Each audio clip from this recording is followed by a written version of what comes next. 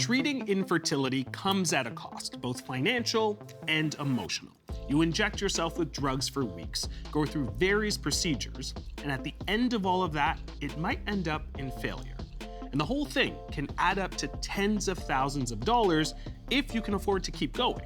For a lot of Ontarians, it's out of reach, but the provincial government says it's working to change that. It already covers one cycle of in vitro fertilization, and it's dedicating $250 million over 3 years to increase the number of clinics participating in the Ontario Fertility Program. There is no role more special or important than being a parent, which is why we are shortening wait times to make fertility care more accessible to Ontario families. You can also claim some eligible expenses on your taxes. So that all sounds good, but how much of a difference will it make? We look at who can access fertility care in Ontario and who can't.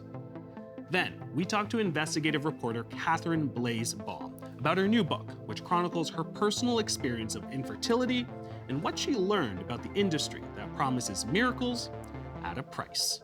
This is The Rundown.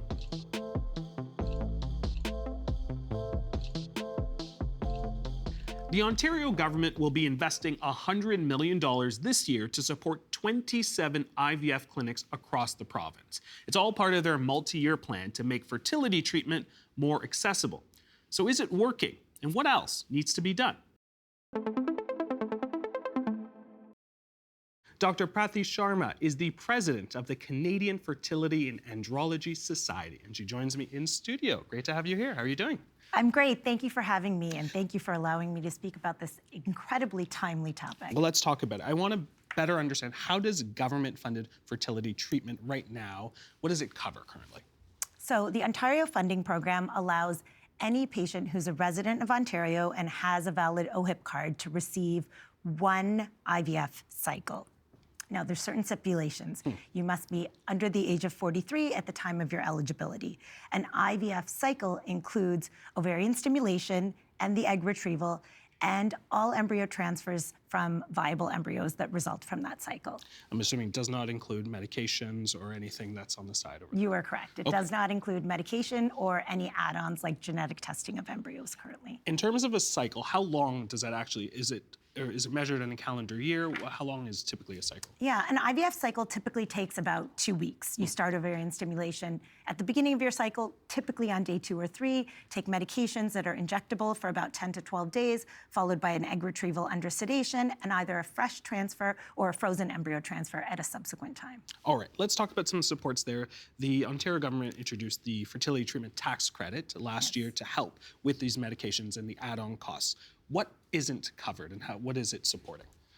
So, as you said, medication is not covered, genetic testing of embryos is not covered, and the purchase of donor gametes, sperm or eggs, is not covered. And so these are significant costs to patients that can be up to $7,000, $10,000, even up to $20,000. So this is where the Ontario Fertility Treatment Tax Credit has become really complementary and helpful for patients. They can claim up to $5,000 expenses, $20,000 of expenses for a maximum of a $5,000 credit annually. And so it really does help defray the costs. All right.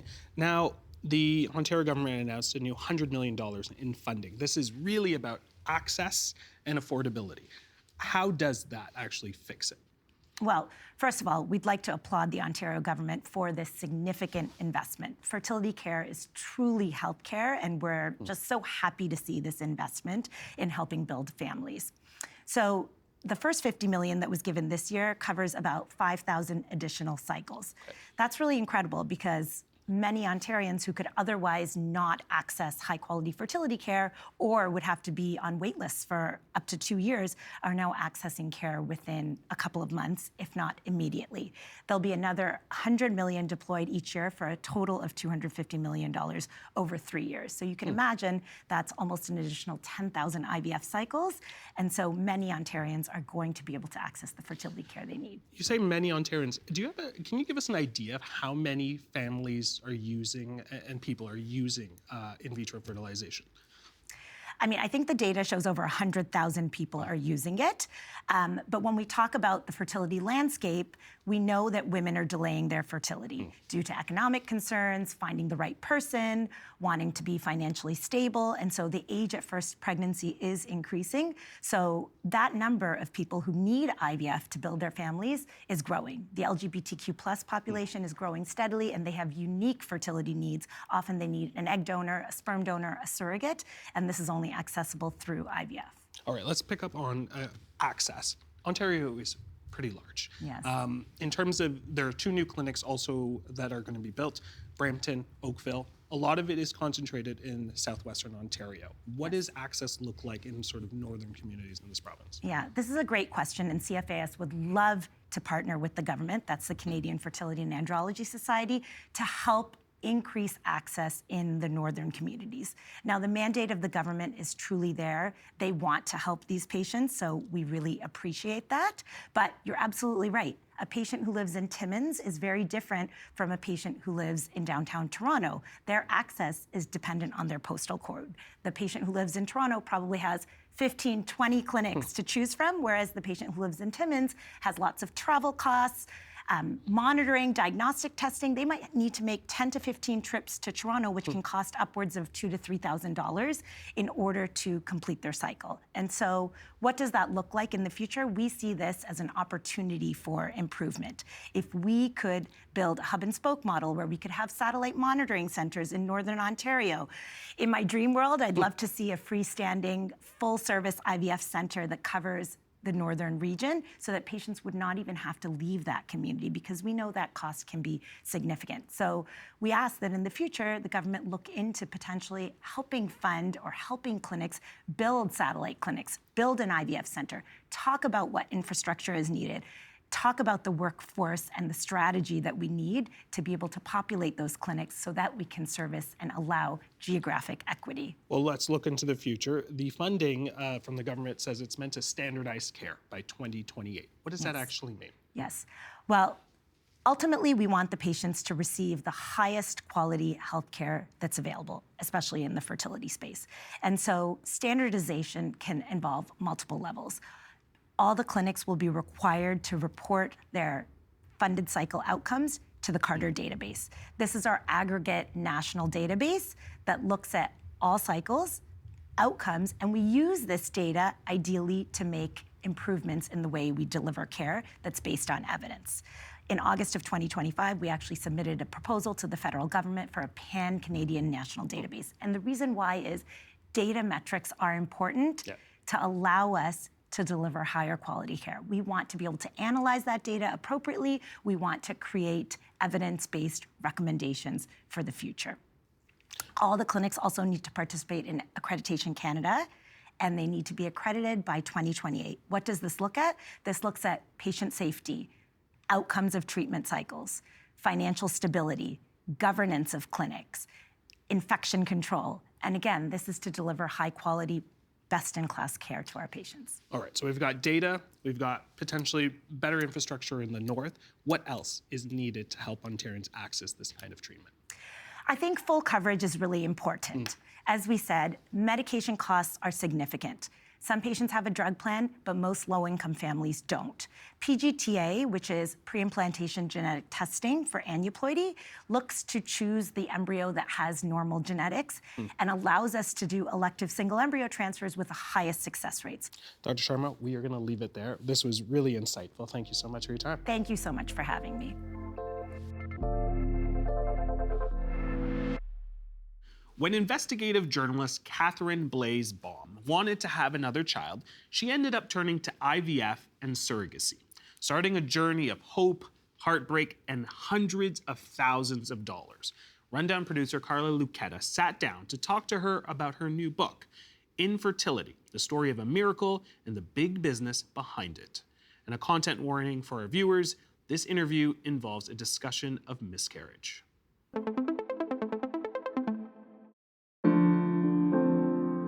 I went into IVF with the total wrong mindset. I had no idea the physical toll that this was going to take on me. Catherine, thanks for having us to your home today. Briefly describe your fertility journey for us. So our daughter Sydney was naturally conceived, relatively easy to make, straightforward pregnancy. Giving her a sibling is where we ran into trouble, and it was near impossible. So we had multiple miscarriages, uterine surgeries, ultimately turned to IVF. And through that process, it was not straightforward whatsoever. And it was years long, involved multiple egg retrievals, embryo transfers. Ultimately, we turned to surrogacy. And in the end, we were very fortunate that we did come out the other side with not just one sibling for our daughter Sydney, but two. So we ended up with two baby boys born 4 months apart, one via surrogacy and the other unexpectedly via me. That's wonderful. So why did you want to write about this in your book called Infertility? So I'm a journalist, I'm an investigative reporter. I've been doing that kind of work for the better part of 2 decades. So while I was going through this head-spinning, totally consuming experience, I would lie on the exam table and sort of look up at the clinic ceiling and think to myself, one day I'm going to write about all of this. And I didn't know exactly what form it would take, but I just had so many questions about what was going on around me, why things were the way that they were. And I realized that I wanted to write the book that I wish I had when I was going through surrogacy. I wanted it to be deeply personal and deeply reported. So it's part memoir and part journalism. I was really interested that you interviewed the first test tube baby, Louise Brown. What were her revelations? Did you get any revelations from anything you spoke to her about? I just thought it was so interesting because it felt sort of like this snapshot in time, or like a time machine, I guess, where she was born in the late 1970s in Oldham in England. And just hearing her sort of talk about how she learned that she was sort of the world's first IVF baby, and the fact that sort of by the time she really understood it, she was already in textbooks and she was sort of being taught it in the classroom. I thought that was really interesting. And one thing that really resonated with me, and it's why I included it in the book, was she explained that her mother and her father had been told by doctors that, they had I think she said, a 1 in a million chance that she might be able to get pregnant. And many people would hear that as a very low probability. And what her mom heard was, there's a chance. And so I thought that was just very indicative about the mindset of somebody who wants this so badly. How does access affect a person's ability to start their IVF journey? I think there's a few things to talk about when we talk about access. Obviously, the first thing that we should talk about is financial access. IVF is expensive. It's somewhere in the order of $15,000 to $20,000. It can be a little bit less, it can be more, depending on the medications and the protocols, and whether you avail yourself of any sort of add-on treatments. But it's very expensive. And I think it's also very important for people to know that it doesn't typically work the first time. So that $20,000 can quickly become $40,000. If you can afford it and scrounge it together, it can escalate beyond that as well. And so, yes, there are some provinces and territories that offer some amount of funding to help support people through a fertility journey, but there's not a single province or territory that funds it entirely.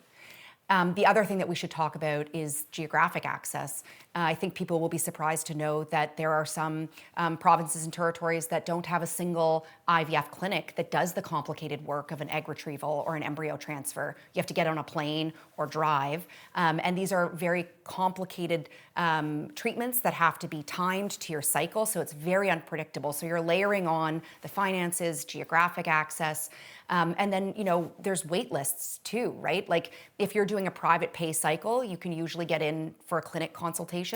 But if you're trying to go through sort of the public funding process, there's a wait list, and they can be months long, they can be years long. And that goes against everything in fertility, where we're told constantly that time is of the essence.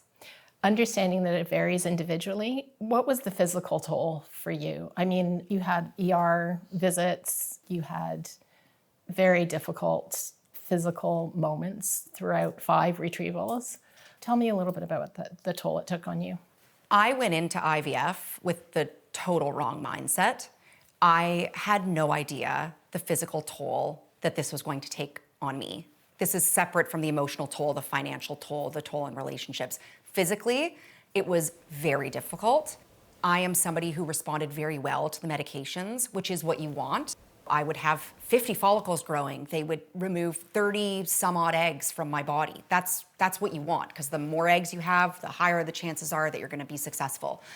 What it also meant was that I had complications from retrievals where I would, fill up with fluid, and I would have like this bloating where it was horrible because you would look really pregnant, and that's all you're wanting is to be pregnant. Like, I couldn't wear pants. I was tired. I had excruciating headaches. I would get dizzy. There were a couple of times where during the process, due to the medications, I fainted, including one time where I woke up on the bathroom floor in the middle of the night with blood everywhere. And then I started vomiting, went into shock, ended up in the hospital needing 11 stitches in my face. And you would think that that would be some sort of rock bottom, but I did it again, and I did another retrieval, and I fainted again, and the paramedics came because my blood pressure was... So, it's, for some people, it can be straightforward. It can have not such a dramatic toll, but I interviewed people for this book, and I've read a lot for this book, and I have learned that being told that you should take the day off of work to do your egg retrieval, but you can go back to work the next day, isn't true for a lot of people. And I think we're not calibrating people's expectations about what it feels like. And you had some complications also that required surgery. Can you talk a little bit about that? I had a miscarriage when we were beginning our journey to give our daughter Sydney a sibling. And that miscarriage resulted in the need for a D&C, which is a dilation and curettage procedure, to remove some retained tissues of pregnancy that my body was having trouble sort of naturally expelling. And I didn't know it at the time, but the theory is, and my doctors believe, that through that D&C, there's the scraping, that I had developed scar tissue in my uterus, and that the scar tissue in my uterus was actually potentially responsible for the miscarriages that I had afterward, because it can interfere with implantation. So I did end up needing uterine surgery twice to try to repair the scar tissue in my uterus. You've been through a lot physically. So talk a little bit about the toll it took on you mentally and psychologically as well, that you were in this grip of IVF. IVF for me, and for many of the patients that I interviewed for the book, is very consuming. It is, for many people, an existential fight for life, literally. And it can become just very consuming, and it takes over your mind entirely. It takes over your days. It takes over your calendars. It makes your calendar a landmine because, are you going to be pregnant at this friend's baby shower, or are you going to be miscarrying, or are you going to be devastated by a transfer that didn't work? It's really the white noise of your life is the way I sort of describe it. And the toll it takes on relationships, for instance, with either family members or friends that or colleagues that are having babies when you're not able to get pregnant. What was that like? Yeah, there's a serious toll, I think, on relationships that can happen. In some cases, of course, they can be strengthened because you find that people show up for you in these beautiful ways and you feel really supported. It can also cause a fair amount of distance between yourself and friends or siblings or relatives who are having an easier time and who maybe aren't being super sensitive to what you're going through, or you're just triggered by their very existence. And so, it can be very isolating. Oftentimes people don't know how to talk to you about it. You don't really know what you want to hear or what you want to say. And that's part of the reason I wrote the book, is I wanted people to have a place where they can sort of work through some of these emotional the trauma that they're going through, this uncertainty that they're going through, in a way that has them feel seen and supported, but not necessarily having to explain everything all the time to a loved one. I think it's a little bit like grief, right? People don't know what to say to you when you're grieving the loss of a loved one. In many ways, the fertility journey is a series of grievings, is it not? I think that's right. In my case, I did feel a lot of grief along the way. There was the grief of not making your way to the family that you envisioned, and sort of you're grieving this inability to get to where you thought you were going to be. But then there's like the more sort of tangible grief of you've gone to an ultrasound, you've seen the heartbeat, you've held the sonogram image, you've put the hand on your tummy, you've felt the changes in your body. Those cells have become somebody to you. And so when you lose a pregnancy, I felt like I was losing a baby. And it was completely overwhelming to move through that in such a gory way oftentimes, and in such a physical way. It's a lot because there's the emotional loss, but then there's also this physical thing that's happening to you, and you're angry at your body for shutting down a pregnancy, and you're frustrated that why is this happening to me again? And I think, we talk about it more now, but it happens so frequently, right? Like 1 in 4 women, it's estimated, experience miscarriage. And I feel like there is a lot of grief that happens in an IVF journey. And sometimes it's these smaller things along the way, and sometimes it's these big things. I spoke with women who had stillborns, and it's unfathomable. And when your journey went along and you came to the part where you were looking for a surrogate, how did you make that transition? So I think for us, and I write about this, that at the point in our journey where we turned our attention to potentially going through a surrogacy journey, I was still hopeful that in the end I was actually going to be the one that was going to get pregnant and stay pregnant. And so I think it was a good time actually to start thinking about that, because I was able to sort of move through it in maybe a less emotional way, sort of having the consultation calls with the surrogacy agencies and understanding the process. And then when it came time to actually embark on that journey, I had lost so much trust in my own body that I knew that we needed help. And it turned from this kind of sort of scary thing where you're relinquishing control to this hopeful avenue that I knew could actually be quite beautiful. And once we got on the phone with a potential surrogate named Stacy, I could tell right away that I just had this like relief go through me that, okay, I think I can do this. I think we can do this.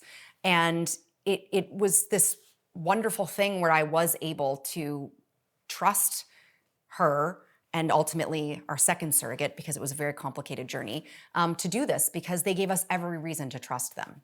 I just would love to hear how it was for you when you found out you were naturally pregnant after, 3 months of your second surrogate's pregnancy. So our surrogate, Kendra, bless her, was around 20-ish weeks pregnant. And at that time I was thinking like, I'm not feeling well. I was nauseous and tired, and my skin was kind of having these changes that I thought were maybe indicative of something going on in my body. But I remember saying to my husband, like, if I didn't know any better, I would think maybe I was pregnant. But for many reasons, chief among them the fact that my uterus had not been particularly hospitable in recent years, we didn't think that that was the case.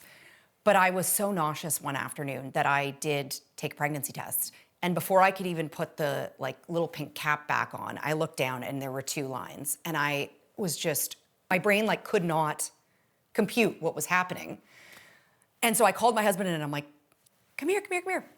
I hand him the test and he's like, what is this? Using much more colorful language. And I just sort of burst out laughing because it seemed so comical and nonsensical and unbelievable to me that after everything that we had been through, when we were finally on this sort of straight line of a journey with a surrogate that was 20 weeks pregnant, that all of a sudden I too was pregnant.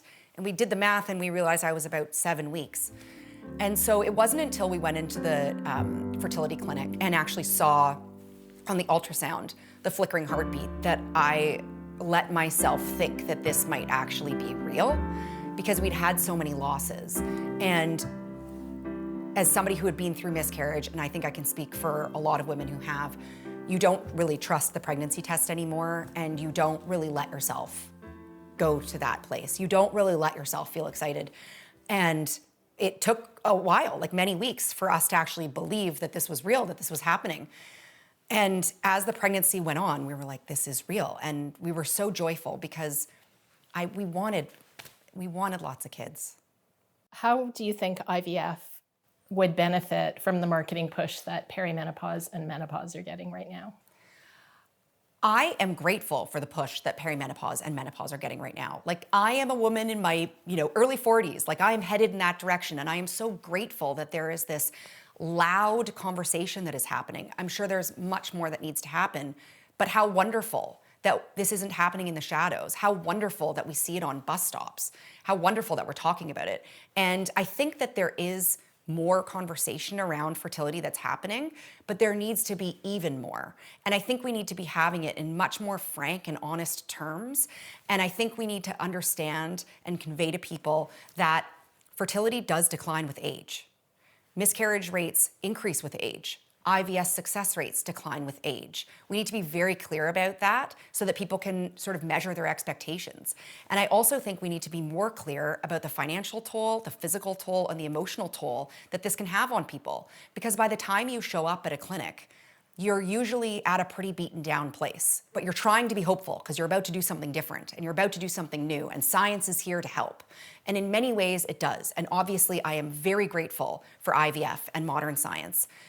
But there are limits, and I think we need to talk about those, and I think we need to be much more clear with patients, women, men, everyone, all people, about what this actually involves and what it can look and feel like. With 2 babies in arms, what would you tell women or couples who are embarking on this journey? I mean, I would say, first and foremost, please measure your expectations. Understand what the success rates are for somebody in your personal position. Ask a lot of questions, because as fertility patients embarking on this existential journey, we are oftentimes quite desperate and oftentimes quite uninformed. So that can be a dangerous combination. So please ask questions and do your research. And then I would also say, and this kind of maybe sounds a bit contradictory, but I think you also need to have hope, because it is what's going to carry you through. I say that it sounds contradictory because I'm also asking you to measure your expectations. But I think you can kind of calibrate your expectations and still have hope. There's a difference between expecting something to happen and hoping for something to happen. Great, thank you very much. Thank you.